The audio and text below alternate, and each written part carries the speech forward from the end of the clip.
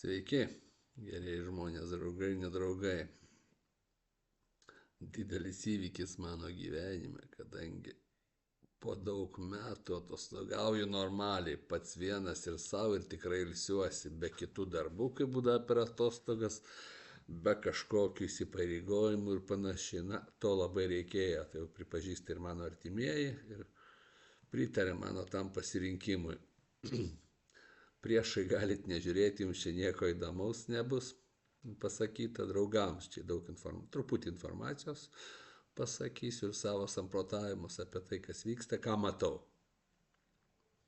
Va, esu Ukrainoje, Užkarpatėje, toks Husto rajonas yra, miestelis Hust, kurį aplankėm, beje labai mielas, gražus, išpuoselėtas, prižiūrėtas miestukas.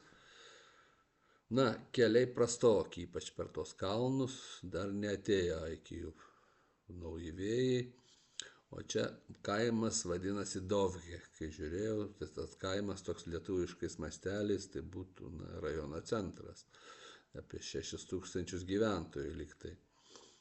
Viskas labai prižiūrėta, namai gražus išpuoselėti, na greičiausiai tie žmonės dirba čia kaimininėse šalyse, nes toks užkampis yra čia provincija Ukrainos. Bet tai irgi yra gerai. Sanatorija vadinasi Boržava, aš taip palyginau kainas, tai maždaug gaunasi per pusę pigiau negu Lietuvoje. Yra visos procedūros, turi daug visokiais negalavimais, susirgymais, skundais, besiskundantiems žmonėms programų. Ir dar ten papildomai galima nusipirkti, bet ten aš mačiau, ten baseinai, visokie tos vonios. Ten tie masažai, aš pirkau tik masažus, papildomai dar nežinau, kiek mokėsiu, pasakysiu, bet tai bus nedaug, bet tai eina 3, 4, 5 eurai. Mantat, va ta viena kokia procedūra. Kalba, aišku, visur ukrainietiškai, kas įdomu, suvažiavę iš visų regionų, tai aš nesunkiai įsipaišau su savo tokiu, žinot, panašiai kaip neįsižeiskit, mano draugai Vilniaus lenkai kalba lenkiškai, tai aš čia panašiai su pusę lenkiškai, pusę ukrainietiškai, ir pusę to ukrainiečių kalbos mongoliškų dialektų, kai kas vadina tai rusų kalba.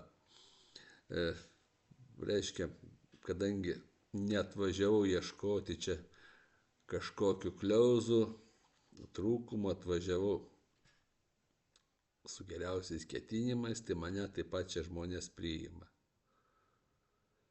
Viskas čia gerai, maitinimas puikus, medicinos jie nesugriovė, skirtingai nuo mūsų, irgi puikia priežiūra, visa aparatūra visokia ten, kur yra, viskas irgi nauji, reiškia, sakykime, tie kambariai, jie įrengti labai kukliomis, nebrangiomis medžiagomis, nėra ten tų brangių plytelių, santechnikos, bet viskas švaru, nauja, viskas veikia, ne taip, kaip buvo prieš kokius 20 metų. Tai va, kalnuose, kaimelis, kai kalnuose, tai čia ramiam poilsiui, tam, kas nori, va, tų kažkokių procedūrų, kažko, tai labai tinkama vieta ir geriausia žiemą, nes vasara, tai gal čia ir aš nežinau. Na, daugiau pasirinkimų vasara yra ir nežinau, kaip būtų vaikams, nes čia, tai visgi yra sanatorija. Čia kėliau truputį užvakar, berods buvo vyno terapija, man taip juokingai nuskambėjo, kad sakau, aš nemokėsiu pataikyti, nes raudonas liktai kelia spaudimą, baltas žemina spaudimą, aš niekaip, sakau, per vidurį nesugebėsiu. Tai atsisakiau tos procedūros, bet ten ta procedūra, kad žmonės išgėrė to vyną po taurę, daug dainavo visi ukrainietiškai, pagerbė savo karius, pasidžiaugė, kad Ukraina pagaliau, sako, mes žinom, kas mus skirstė į rytus ir vakarus, mes dabar vieningi ir iš tikrųjų ta vienybė jaučiasi. Pas juos dabar tai, kas pas mus buvo Lietuvoje prieš išsivadavimą nuo sovietų. Tai gražus laikas, nepaisant to baisaus karo. Kiekvieną rytą 9 val. Aš sužinojau ne tik tai gyvai miestuose, bet ir per televiziją vyksta tylos minutę pagerbent kovojančių žuvusius kare. paskui giedamas himnas, žmonės nutyla, atsistoja, sustabdo visą kitą veiklą, vienu žodžiu, tai labai gražu. Dabar kas vyksta Ukrainoje, čia stebim, mes galim tik tai, daryti savo nuomonę, susidaryti savo nuomonę, išvadas. Tai skirtingai nuo Lietuvos jie valosi, po truputį valosi, o Lietuvėlė mes grimstame į dumblą toliau. Tai man dėl to labai liūdna. O čia valosi. Jaučiasi tas žmonių pakilimas,